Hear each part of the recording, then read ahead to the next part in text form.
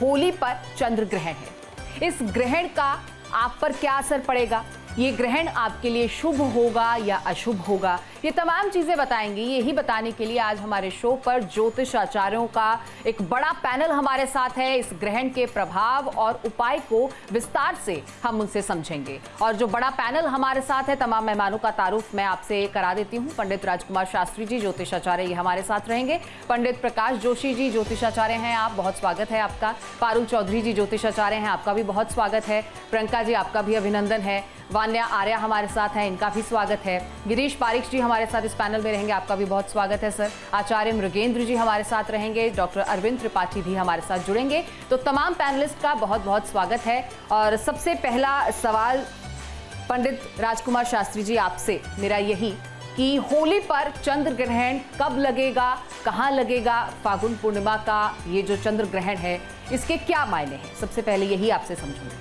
देखिए, आपने बहुत सुंदर प्रश्न किया है और बहुत उपयोगी प्रश्न है आपका, प्रशंसनीय प्रश्न है, क्योंकि चंद्र ग्रहण एक खगोलीय घटना है और इस खगोलीय घटना के साथ में सूर्य, चंद्र, राहु और केतु का ही संबंध है जी।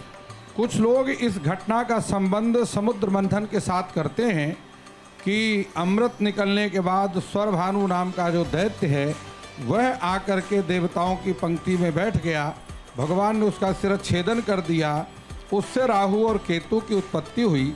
लेकिन यह पौराणिक कथा है। ज्योतिष में वास्तविकता यह है कि राहु और केतु दो संपातिक बिंदु हैं जिनको छाया ग्रह के नाम से जाना जाता है। और वह छाया ग्रह गतैष्याद दिवसाद्येन गतिर्निगनी खसड्ढतः लब्धयन सादिनाम शोध्यम योज्यम स्पष्टो भवेद ग्रहा। तो देखिए, सूर्य, सभी ग्रहों की अपनी गति है। सूर्य प्रतिदिन लगभग 1 अंश अपनी गति करता है और इस प्रकार से वह 30 दिन में अपने एक राशि का परिभ्रमण पूरा करता है। एक राशि में 30 अंश है और राहु की जो गति है वह 3 अंश 11 कला है। इसी प्रकार से केतु की गति, प्रतिदिन की गति और 3 अंश 11 कला है और ये हमेशा वक्र गति से अपना परिभ्रमण करते हैं। राहु एक राशि में 18 महीने गोचर करता है और एक नक्षत्र में 8 महीने का उसका गोचर होता है। अब ये सारी जो गणित प्रक्रिया है उसके आधार पर गोचर करते हुए राहु या केतु सूर्य या चंद्रमा के जब 10 अंश के लगभग अंश उसके पास पहुंच जाते हैं तो ग्रहण योग बनता है। अब ऐसी स्थिति में इस वर्ष उत्तराभाद्रपद नक्षत्र के उत्तराभाद्र नक्षत्र पे ये ग्रहण का योग बन रहा है और उत्तराभाद्रपद नक्षत्र के जो 3 चरण हैं वो कन्या राशि में आते हैं। एक चरण, जो प्रथम चरण है, वह सिंह राशि का है। तो कन्या राशि पर यह इस बार ग्रहण लगने वाला है। लेकिन यह ध्यान रखिए कि यह ऑस्ट्रेलिया में इसका प्रभाव रहेगा, क्योंकि जो मानक समय दिया हुआ है उस मानक समय के अक्षांश देशांतर के आधार पर जो समय राहु और सूर्य के या राहु और चंद्रमा के साथ में जो योग बन रहा है उस समय वह ऑस्ट्रेलिया में मानक समय होगा, दक्षिणी अमेरिका में उसका स्थान होगा, यूरोप में उस समय चंद्र ग्रहण का योग बनेगा। लेकिन भारत में किसी प्रकार से भी वह चंद्र ग्रहण का प्रभाव नहीं होगा। चंद्रमा जो को राहु या केतु ग्रसित नहीं करेंगे, इसलिए भारत में ना तो उस ग्रहण का प्रभाव होगा और ना ही सूतक की मान्यता रहेगी। ठीक है, भारत में सामान्य समय रहेगा। बिल्कुल, आपके पास लौटूंगी। इस पैनल में हमारे साथ डॉक्टर सावी सिंह भी हैं। डॉक्टर सावी सिंह, आपका भी स्वागत है। और अगला सवाल जो आम बोलचाल की भाषा में शायद इस वक्त हर किसी को कंफ्यूजन है कि चंद्र ग्रहण भारत में दिखाई नहीं देगा, तो क्या भारत पर इसका असर भी नहीं होगा या होगा तो किस एक्सटेंट तक होगा? ये सरल भाषा में, आम बोलचाल की भाषा में एक आम नागरिक अगर समझना चाहे तो कैसे समझाएंगे?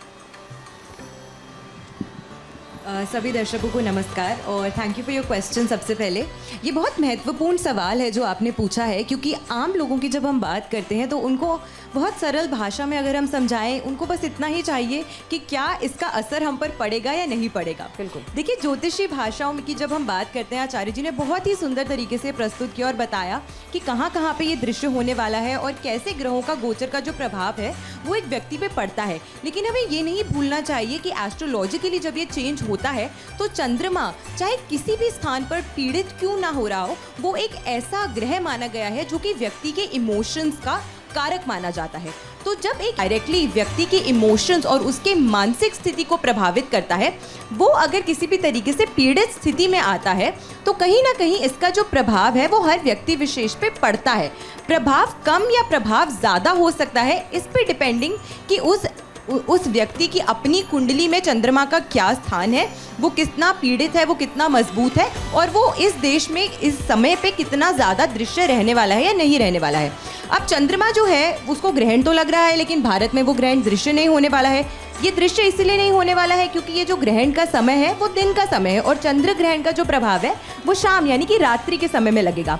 अब 14 मार्च को 9:27 से लेके 3:30 बजे दोपहर तक चंद्र ग्रहण का ये जो प्रभाव है वो रहने वाला है। तो इस होरा के समय की अगर हम बात करते हैं तो इस समय भारत में तो ये जो चंद्र ग्रहण है वो विजिबल नहीं होगा।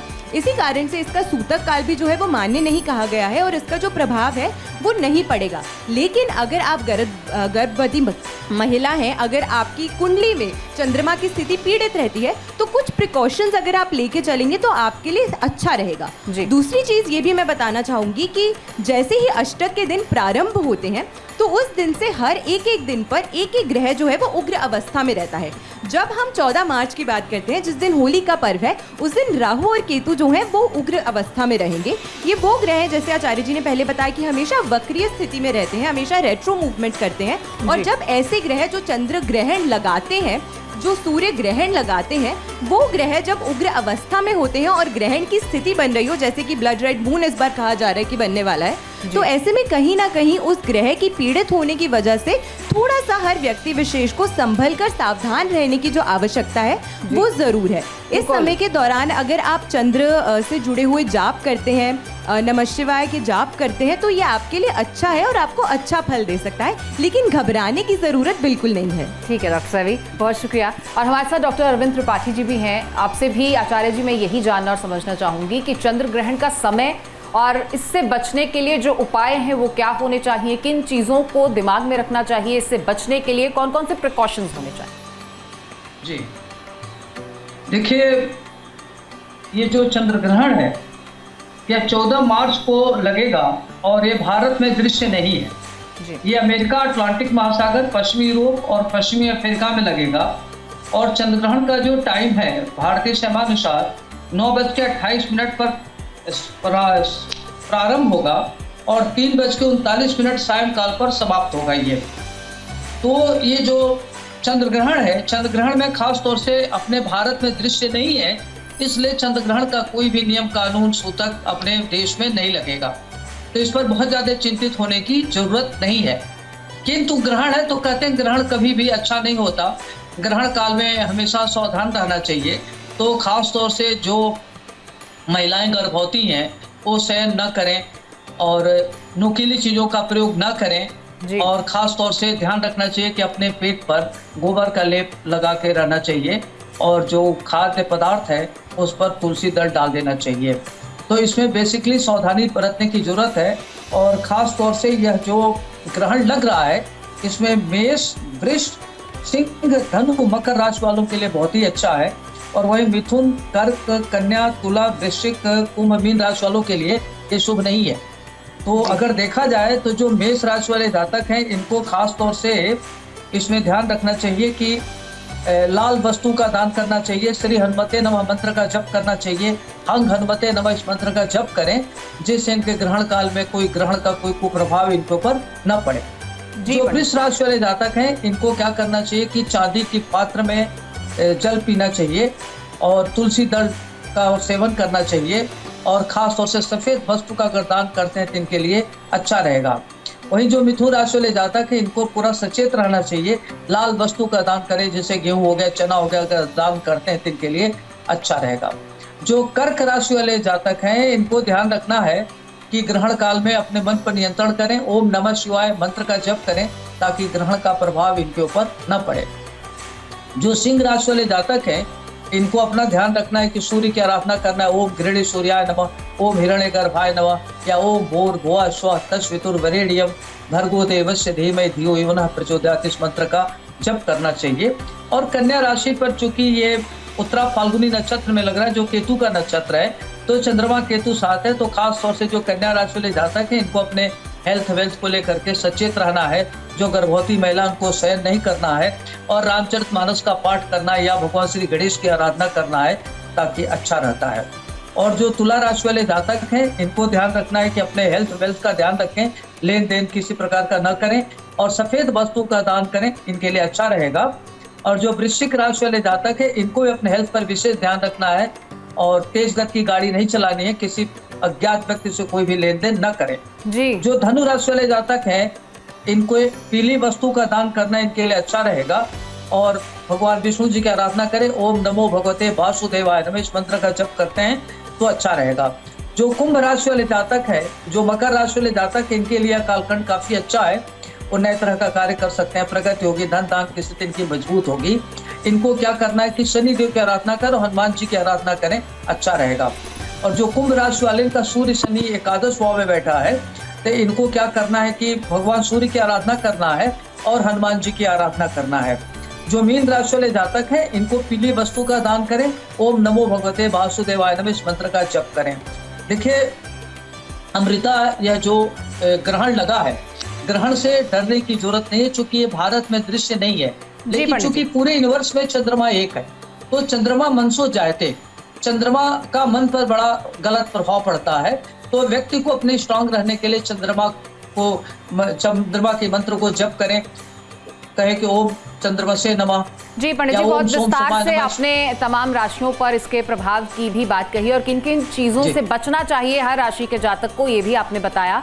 अब मैं डॉक्टर पारुल का रुख करूंगी, आपसे मैं ये समझना चाहूंगी क्योंकि हर ग्रह पर अलग प्रभाव, हर ग्रह की अलग चाल, और ग्रहण के दौरान पृथ्वी पर अगर मायावी ग्रह राहु की बात करें तो उसका भी प्रभाव जो है वो बढ़ जाता है। ऐसा क्यों होता है और ये कैसे होता है, ये मैं आपसे समझना चाहूंगी डॉक्टर पारुल। देखिए, मैं टेक्निकली भाषा में तो भी नहीं जाना चाहूँगी कि लोग जानना चाहते हैं कि ग्रहण है या नहीं है। बिल्कुल सादी बहुत टेक्निकली बातें हो गई हैं। अभी हम सिंपल बात बताना चाहते हैं कि सूतक नहीं लग रहा है, कोई टर्म्स एंड कंडीशंस नहीं रह गई हैं, ग्रहण है।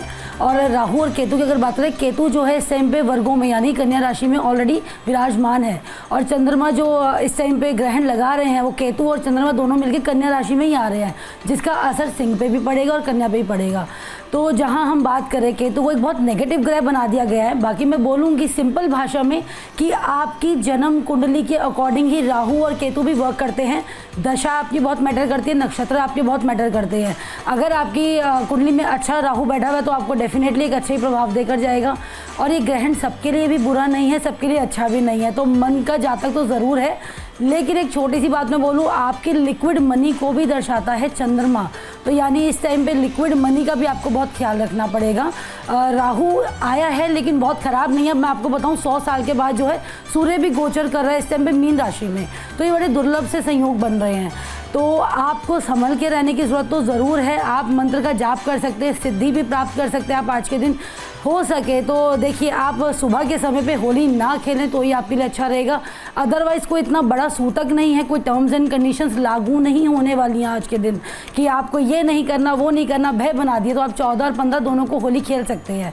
अगर आपको मंत्र जाप करना तो आप कर सकते हैं, ओम एम क्लीम सोमाय नमः का आप जाप कर सकते हैं, आप इसकी सिद्धि भी प्राप्त कर सकते हैं। अपनी माँ का ज़रूर ख्याल रखिए, आज के दिन आपको ज़रूर और ज़रूर अपनी माँ की सेवा करनी है।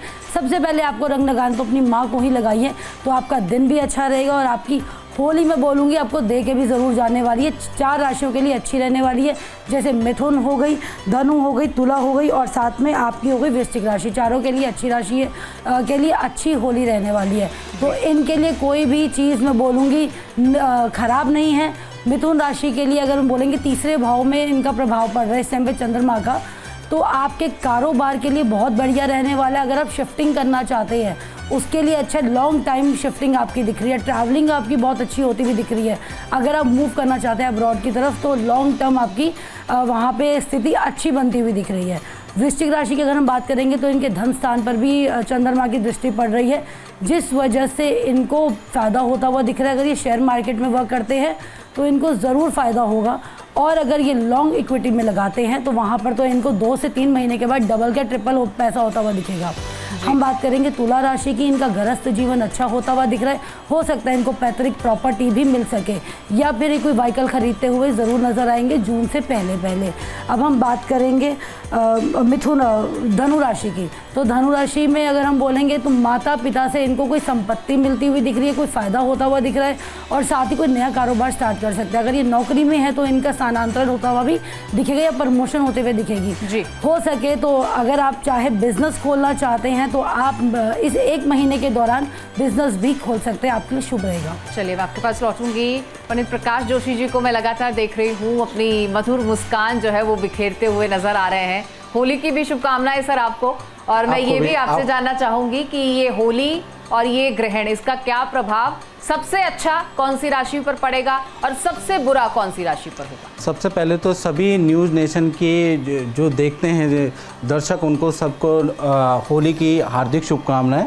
और साथ ही साथ मैं ये बता दूं कि ये जो चंद्र ग्रहण है पूर्ण चंद्र ग्रहण नहीं है, ये खंड ग्रास चंद्र ग्रहण है, जिसका असर अगर जहाँ पर ये ग्रहण लग भी रहा है तो वहाँ 30 से 40% ही पड़ने वाला है। प्राय वो जो कंट्री है वो ऑस्ट्रेलिया है, जर्मनी है, इंग्लैंड है, कनाडा है, अमेरिका है, यूरोप है, इटली है, यहाँ पर ये चंद्र ग्रहण पड़ेगा। भारतीय समय के अनुसार 9:30 से 3:30 बजे रहेगा।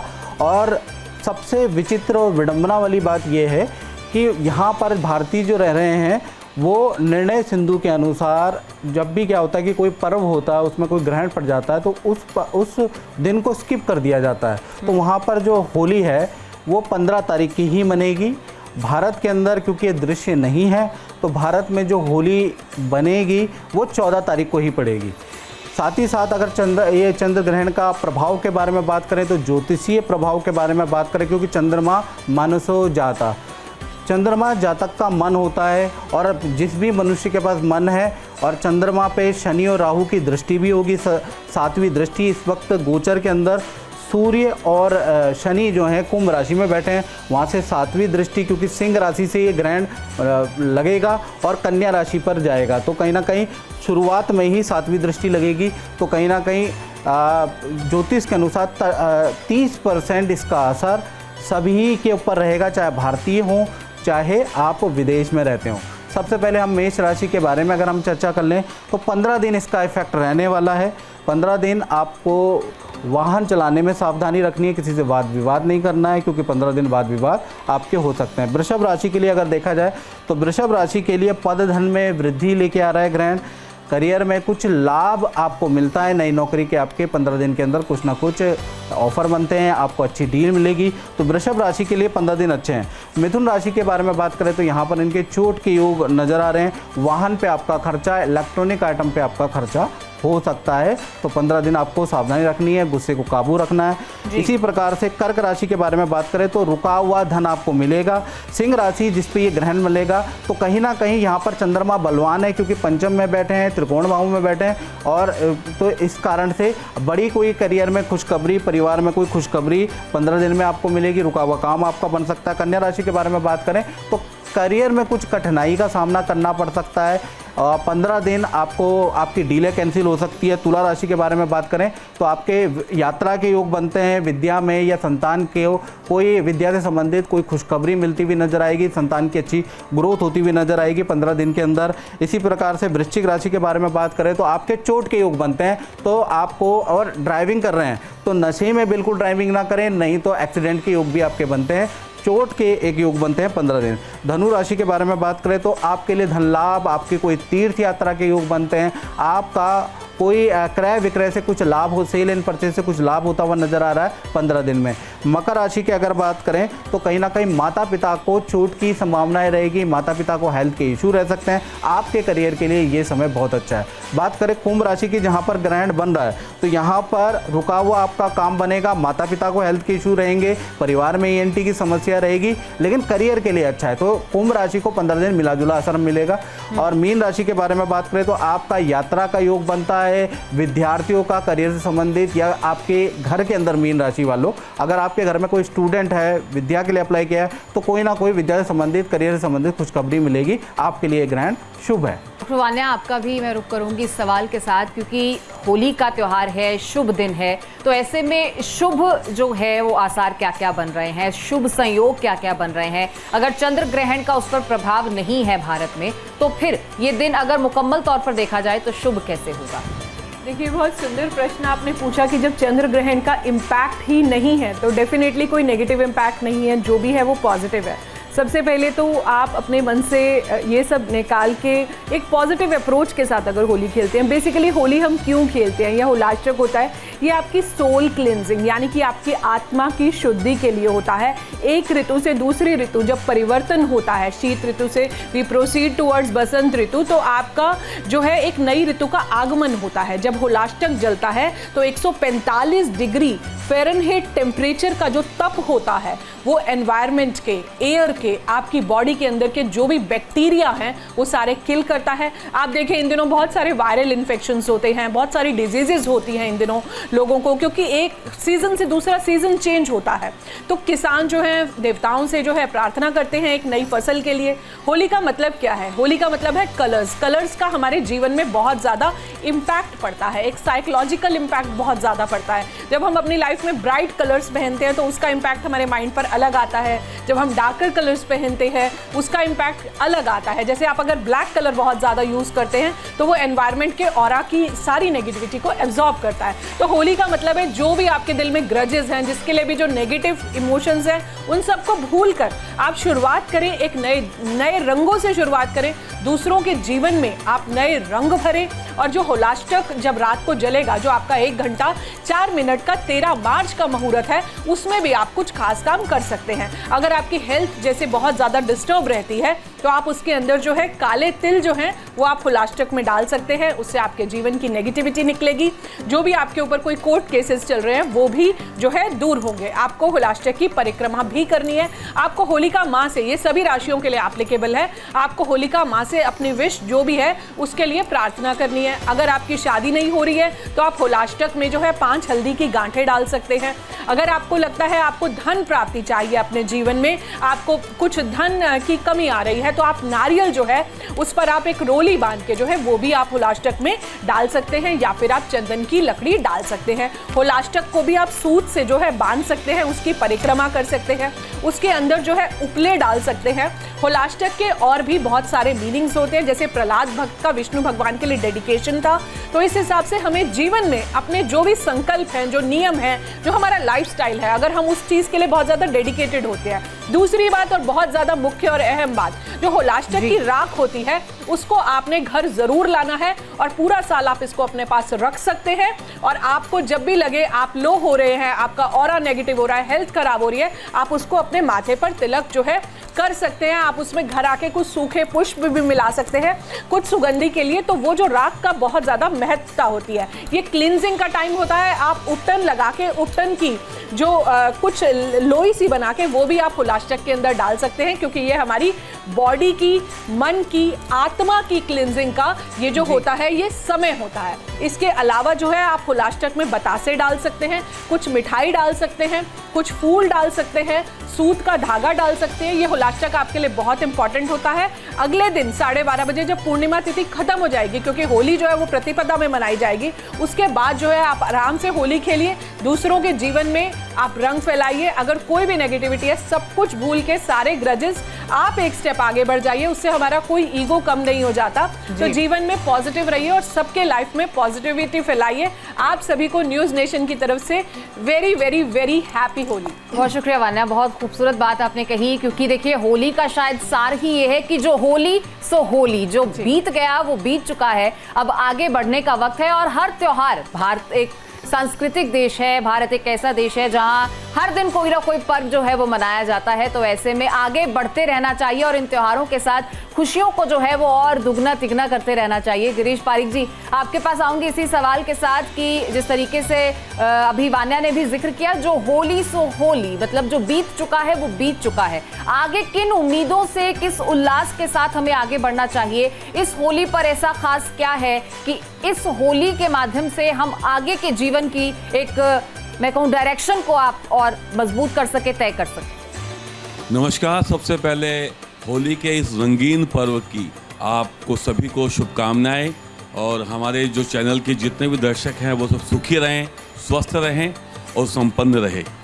देखिए, आज का जो प्रोग्राम है वो 2 भागों में विभक्त करते हैं। पहला यह है कि चंद्र ग्रहण। तो चंद्र ग्रहण के लिए हमारे जितने भी सम्माननीय आचार्यगण हैं उन्होंने बहुत सुंदर विचार रखी दिए हैं। तो भारत में तो दृश्य नहीं है, तो भारत में तो सूतक का प्रभाव भी नहीं है, और भी बाकी जितनी भी नेगेटिविटी है जो ग्रहण को लेकर के या सूतक को लेकर होती है वो नहीं है। हाँ, मैं इतना जरूर बताऊंगा कि खगोलीय घटना है, और अगर देखा जाए तो खंडग्रास ग्रहण है। वैसे भी अगर ये भारत में भी होता तो इसका इतना ज़्यादा दुष्प्रभाव नहीं था। लेकिन फिर भी मैं ये बोलूँगा कि ग्रहण के अंदर कुछ सावधानियाँ जरूर रखनी चाहिए, स्पेशली अगर ग्रहण का सूतक है तो। क्योंकि हिंदुस्तान में तो है नहीं, तो यहाँ पे तो किसी तरह की आपको सावधानी भी रखने की ज़रूरत नहीं है। लेकिन हाँ, वो जो टाइम जो अभी बताया गया है, सुबह 9:30 से 3:30 बजे के बीच का जो समय बताया गया है, तो देखिए ग्रहण के अंदर सबसे ज़्यादा मानसिक जाप का महत्व है। तो आप जो आपका जो गुरु प्रदत्त मंत्र है या आपका जो भी मंत्र है, जो भी आप भगवान का नाम स्मरण करते हैं, आप वो नाम जाप करिएगा उसका, क्योंकि ग्रहण के समय में मंत्र जाप है वो कई गुना बढ़ करके और शुभ फल देते हैं। तो मंत्र जाप सबसे बढ़िया है। और आजकल तो चूँकि YouTube में बहुत कुछ सुनने को मिल जाता है, तो आप वो सुनते रहिएगा। हाँ, कुछ ज़रूरी बातें हैं, जैसे कि जो प्रेग्नेंट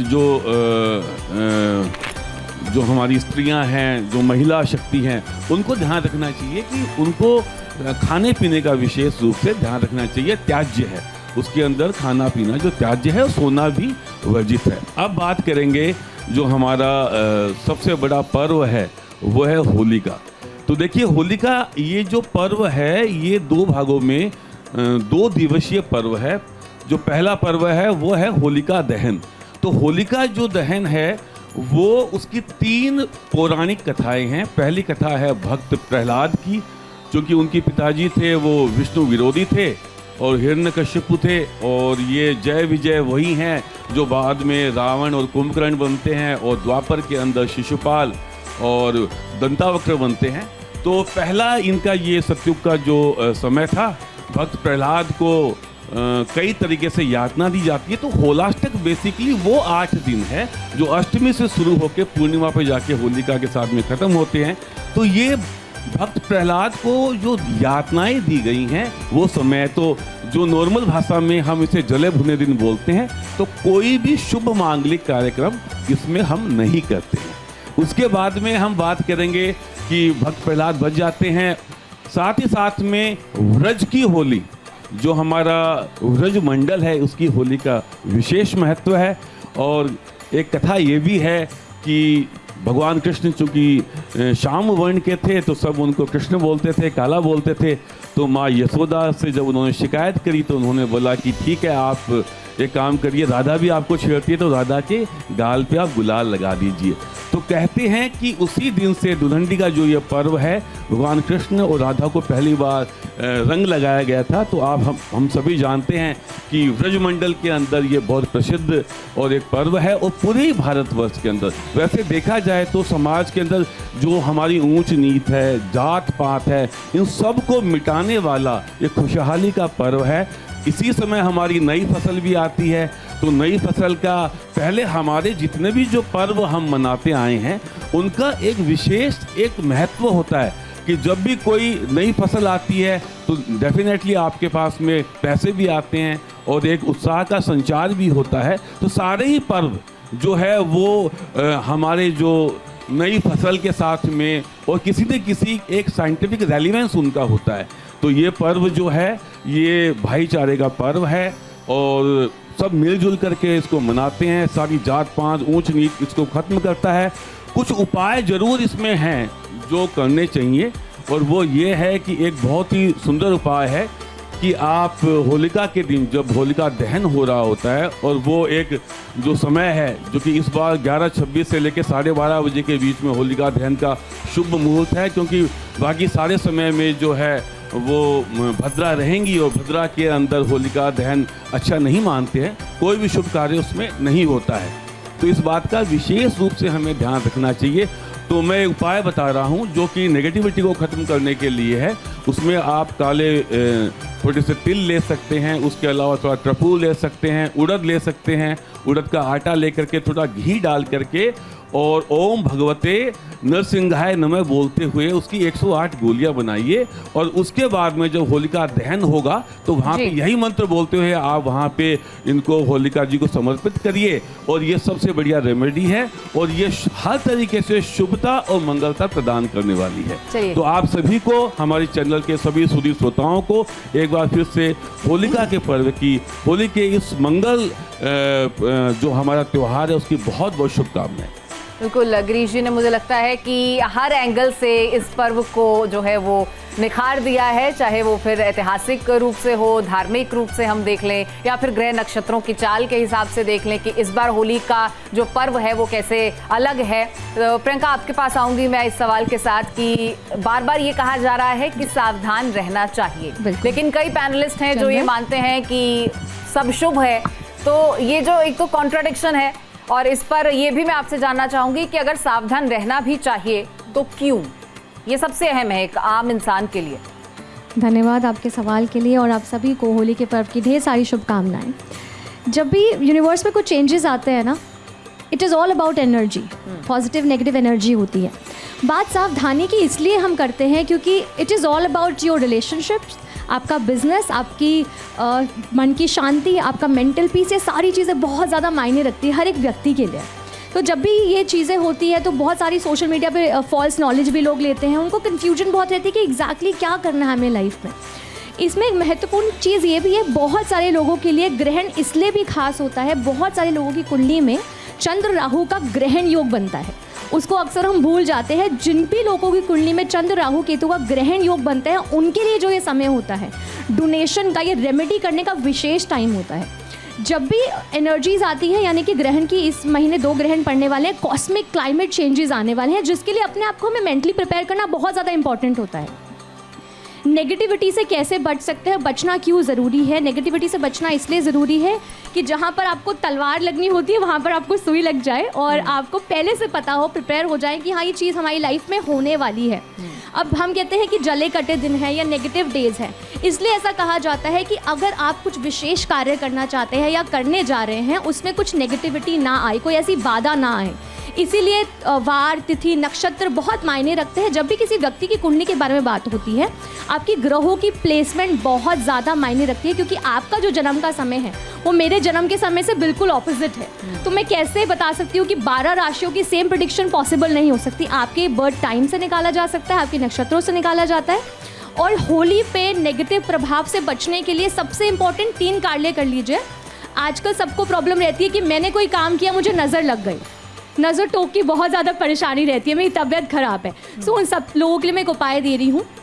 अगर आपके घर में कोई नज़र टोक है या आपको नज़र टोक की कोई परेशानी है, तो आपको सूखा नारियल लेना है, उसे बीच में से काट के उसमें आपको पीली सरसों भरनी है, उसे मोली से बांध के अपने पूरे घर में 7 बार घुमा लें, अपने ऊपर से भी 7 बार घुमा लें, और उसे जब भी आप होलिका जब जल रही होगी उसमें जाके आप उसे डाल सकते हैं। किसी प्रकार की कोई तकलीफ हो, कोई नज़र दोष हो, वो दूर हो जाएगा, आपको प्रोटेक्शन मिलेगी। अगर आपके घर में कोई बीमार व्यक्ति है, जब होलिका जल जाए, जो उसकी राख है, पूर्णिमा से शुरू करके पूर्णिमा तक अगर आप उसका तिलक करते हैं तो आपकी हेल्थ बेटर हो सकती है। सो दिस ऑल रेमेडीज़, ये जो रेमेडी हम आपको बताते हैं ना, ये आपको प्रोटेक्ट करती है फ्रॉम नेगेटिविटी एंड आप लोगों को घबराने की कोई ज़रूरत नहीं है। हर बार हमारे आपके चैनल के माध्यम से हम लोगों ने काफ़ी सारे शोज़ किए, प्रेडिक्शंस की, जो आज तक ऑलमोस्ट सही बैठी हैं कि हमने जैसा बोला कि क्लाइमेट चेंजेस होंगे या वेदर चेंज होगा या कुछ और अर्थक्वेक आ सकता है, तो वैसा हुआ। सो इसमें डरने की बात नहीं होती। जितना आप अपना मेंटल पीस अच्छा रखेंगे, बैलेंस रखेंगे, हर कोई चैलेंजेस आपके सामने आते हैं तो आप उसका सामना कर सकते हैं। So this is all about your mental balance, I feel. So positive रहिए, खुश रहिए, हंसते मुस्कुराते रहिए। हंसते मुस्कुराते रहिए। हर त्यौहार हमें यही मैसेज भी देकर जाता है। आचार्य मृगेंद्र जी, आपके पास आते हुए इस सवाल के साथ कि लगातार बात हो रही है पॉजिटिव और नेगेटिव की, शुभ और अशुभ की। सवाल ये भी है कि असर होगा भी या नहीं होगा।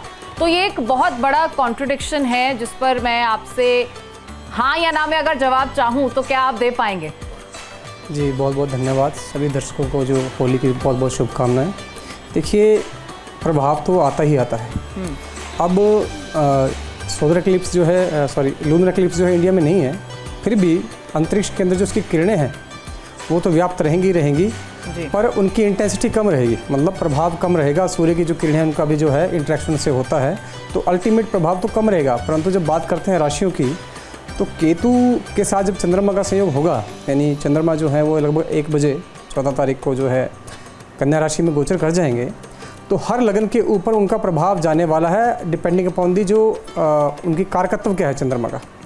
मान लीजिए अगर आपका मेष लगन है तो चंद्रमा आपके 4th हाउस के लॉर्ड बनते हैं। मकान वाहन बंगला गाड़ी का जो आपका मसला है, सारा मैटर है, उसका लॉर्ड 6th हाउस में जाकर के कि भाई अपना जो है झगड़ा, मुकदमे और कर्जा हो जाना, उसमें जाके बैठ जाएगा। तो प्रॉपर्टी के मैटर्स में कम्प्लेक्शन आ सकती है आपको, ठीक है, एक्सीडेंट आपका हो सकता है। इसी प्रकार से वृषभ लग्न की अगर बात करते हैं तो उनके 3rd हाउस से जो है लॉर्ड बनते हैं चंद्रमा, और जाकर के जो है 5th हाउस में बैठ जाएंगे, 5म स्थान पर। तो जो गर्भवती महिलाएं हैं और उनका वृषभ लगन है, तो उनके वो डेफिनेटली जो है इफेक्ट आ सकता है इस टाइम पे, ठीक है। जो बच्चे पढ़ाई करते हैं उनका जो है मेंटल बैलेंस इस टाइम पे नहीं बन पाएगा अच्छे से, स्पेशली अगर उनकी जन्मपत्री में केतु नीच के बैठे हुए हैं। इसी प्रकार से जो मिथुन लगन है, उनके चंद्रमा धनभाव के स्वामी हो जाते हैं और 4th हाउस में नीच केतु के साथ जाकर बैठ जाएंगे और अपने शत्रु बुध की राशि में बैठ जाएंगे।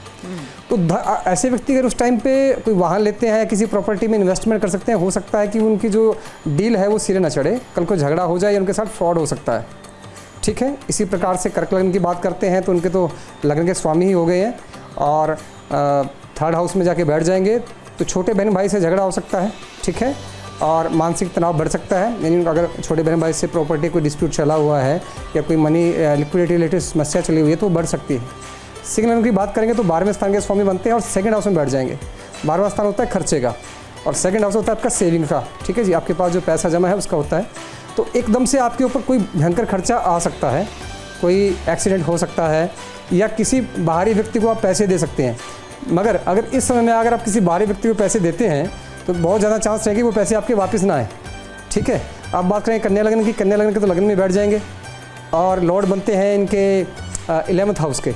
इनकम अपॉर्चुनिटीज़ कोई आती होगी तो स्टक हो सकती है। तुला लगन की बात करते हैं, दशमेश हो जाएंगे, ठीक है, और 12वें स्थान पर बैठ जाएंगे। तो जो व्यक्ति फॉरेन में जॉब करते हैं या फॉरेन में जॉब करने का ऑप्शन उनके सामने आ रहा है तो वो ख़राब हो सकता है, ठीक है। आपका जो है जॉब के ऊपर भी कहीं दूर स्थान पे जाकर टूर बन सकता है जिसमें आपकी दुर्घटना हो सकती है, स्वास्थ्य आपका खराब हो सकता है। अब बात करेंगे वृश्चिक लगन की।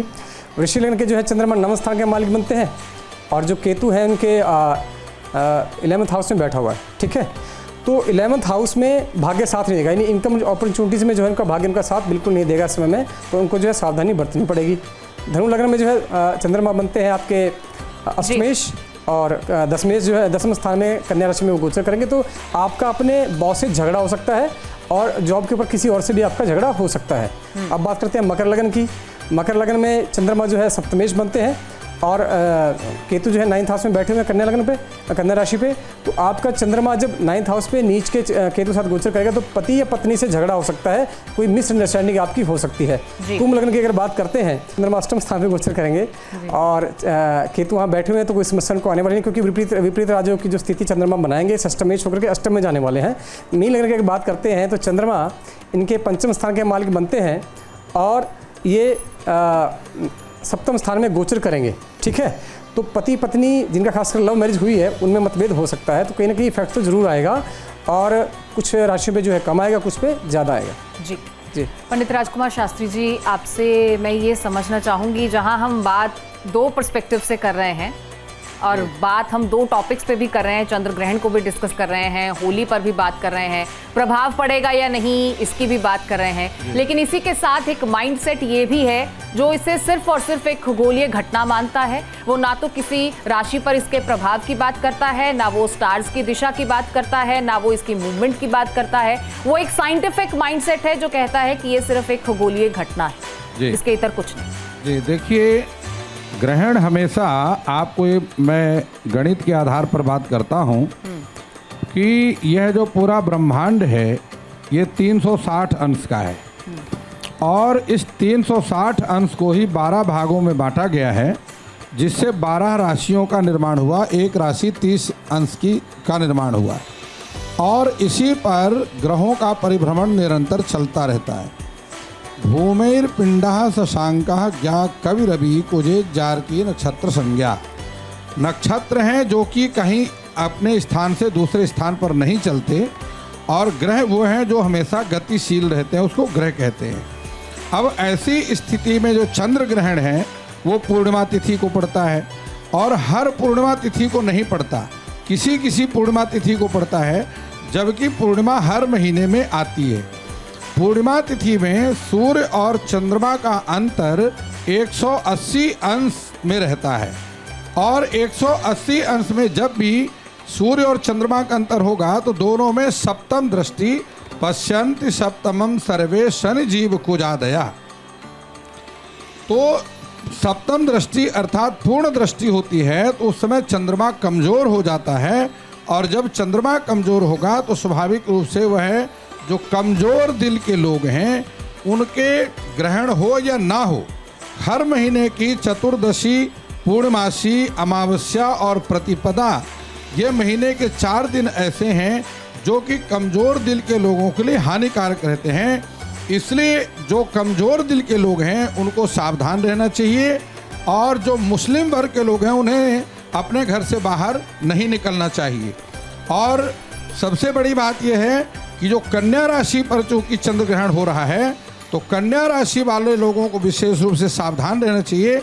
और सिंह राशि का चूँकि उत्तरा भाद्रपद नक्षत्र है और उत्तरा भाद्रपद नक्षत्र का एक चरण सिंह राशि में भी आता है, तो ऐसी स्थिति में सिंह राशि और कन्या राशि के जो लोग हैं उनके लिए विशेष रूप से हानिकारक रहेगा, उन्हें सावधानी रखनी चाहिए। जो सावधानियां बताई गई हैं यहाँ विद्वानों के माध्यम से उन सावधानियों को अपनाना चाहिए। और वैसे भोजन आदि का परहेज सभी को करना चाहिए। और होली का, चूँकि होली का महोत्सव है, ऐसी स्थिति में जल का काम और रंग का काम होता है, तो होली उत्सव आप बड़े प्रेम से मना सकते हैं, उसमें कोई नियम लागू नहीं होंगे। ठीक है आचार्य जी, लौटूंगे आपके पास। पंडित अरविंद त्रिपाठी जी भी लगातार हमारे साथ बने हुए हैं। पंडित जी, आपसे मैं ये जानना चाहूँगी, क्योंकि अभी आचार्य जी ने जिक्र किया कि जो मुस्लिम वर्ग के लोग हैं उन्हें तो घरों से निकलना नहीं चाहिए, लेकिन एक बिलीफ ये भी है कि अगर आप इन सब में बिलीव करते हैं तभी ये चीज़ें आपको अफेक्ट करती हैं, एक माइंडसेट ये भी है। तो अगर बिलीव ही कोई नहीं कर रहा है तो क्या फिर भी प्रभाव होगा या नहीं होगा? देखिए, ज्योतिष में क्या होता है कि जो त्योहार है इसमें जो लोग विश्वास करते हैं उनके लिए तो मायने रखता है, लेकिन जो विश्वास नहीं करते उनके लिए कोई मायने नहीं रखता। तो ये सबसे बड़ी चीज कहते हैं कि विश्वासम फलदायकम, जो विश्वास है वही फलदायक होता है। तो जिस तरीके से हम लोगों के लिए ये पूरा त्योहार मनाने की विधि विधान है, जो मानते हैं वो करें, जो नहीं मानते वो दूर रहे तो ज्यादा अच्छा है, क्योंकि विवाद से दूर रहेंगे, अच्छा रहेगा ये। जी डॉक्टर वान्या, आपके पास मैं चलते चलते आऊँगी और एक मैसेज, क्योंकि वो एक बहुत खूबसूरत पंक्ति है कि ठीक है, जो हो गया, जैसा आपने जिक्र भी किया कि जो बीत चुका है वो बीत चुका है और भविष्य की चिंता करनी नहीं चाहिए, अपने प्रेजेंट में जीना चाहिए, क्योंकि इसी को हम बना सकते हैं बेस्ट आउट ऑफ एनीथिंग। तो एक मैसेज जाते जाते दर्शकों के लिए, होली पर चंद्र ग्रहण से अगर बचना है तो कैसे बचना है, कोई मंत्र है या कैसे आप बेस्ट विशेस देंगे? एक मिनट, वान्या जी के बोलने से पहले मैं एक बात स्पष्ट करना चाहता हूँ। मैंने जो मुस्लिम वर्ग का नाम लिया है उसका कोई वर्ग से आधार नहीं है, चूंकि मुस्लिम चंद्रमा के पुजारी होते हैं, हिंदू सूर्य और चंद्रमा दोनों की पूजा करते हैं, इसलिए हिंदू कहीं भी जा सकते हैं, आ सकते हैं। मुसलमानों को अपनी सेफ्टी के लिए परहेज रखना चाहिए। जी, शुक्रिया। चंद्रमा का ग्रहण है इसलिए। जी, मेरा बस एक यही मैसेज है न्यूज़ नेशन के माध्यम से कि आप इस होली को बहुत अच्छे से मनाएं, क्योंकि चंद्र ग्रहण है लेकिन मिनिमल इम्पैक्ट है, बट फिर भी मैं आपको बोलूँगी आप अपनी इमोशनल और अपनी मेंटल हेल्थ का बहुत अच्छे से ध्यान रखें, किसी से भी कोई आर्ग्यूमेंट ना करें। मानसिक जाप अगर आप कर सकते हैं आपके लिए बहुत अच्छा है। आप ओम नमः शिवाय का जाप कर सकते हैं, नमः शिवाय का जाप कर सकते हैं, शिव तांडव स्तोत्र जो है वो आप जो है सुन सकते हैं। इसके अलावा जो है आप मेडिटेशन कर सकते हैं और किसी से भी आप उलझे ना, आर्ग्यूमेंट्स ना करें और दूसरों के जीवन में भी रंग फैलाएं, खुशियां फैलाएं, पॉजिटिविटी फैलाएं और उनको भी आप काउंसिल करें कि जो भी है बहुत अच्छा है, ग्रजेस को छोड़कर अपनी लाइफ में मूव ऑन करें, जो हुआ उसको लेट गो। जितनी जल्दी आप कर देंगे उतना आप अपनी लाइफ में ग्रोथ की तरफ, सक्सेस की तरफ अग्रसर होंगे। और ग्रहण का इम्पैक्ट आता है, एक ही जगह आप बैठे, थोड़ा सा शांति से अगर जितना आप बैठते हैं, जितना मेडिटेट करते हैं, जितना पॉजिटिव थॉट्स, पॉजिटिव लोगों की कंपनी में आप जितना रहते हैं, एक लास्ट लाइन में जरूर बोलूंगी, जो आप परसीव करते हो वैसे आप बन जाते हो। डर से अपने जीवन में उन इवेंट्स को मैनिफेस्ट नहीं कीजिए जो शायद आपके लिए कभी बने भी ना हो, जो शायद आपकी लाइफ में एप्लीकेबल ना हो। कल जो भी होगा वो ईश्वर देख लेगा, जिसने पालन किया है वो रक्षा भी करेगा, बट अपना ध्यान आप जरूर रखें। कॉशियस रहना जीवन में बहुत ज्यादा जरूरी है। अलर्ट रहें। हैप्पी होली। तो आप सभी को होली की बहुत बहुत शुभकामनाएं। तमाम पैनलिस्ट का हमारे साथ जुड़ने के लिए, हमारे दर्शकों तक प्रभाव, दुष्प्रभाव, कैसे बचना है, इन तमाम चीज़ों को पहुंचाने के लिए।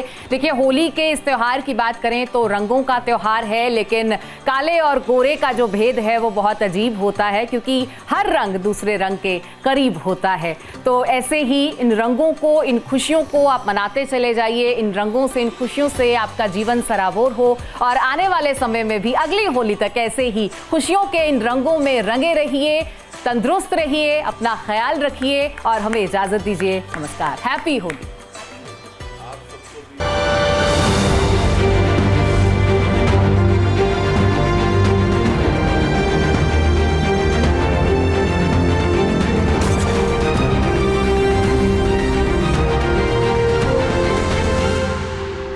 न्यूज नेशन अब व्हाट्सएप पर खबरों की ताजा अपडेट के लिए न्यूज नेशन के इस QR कोड को स्कैन करें।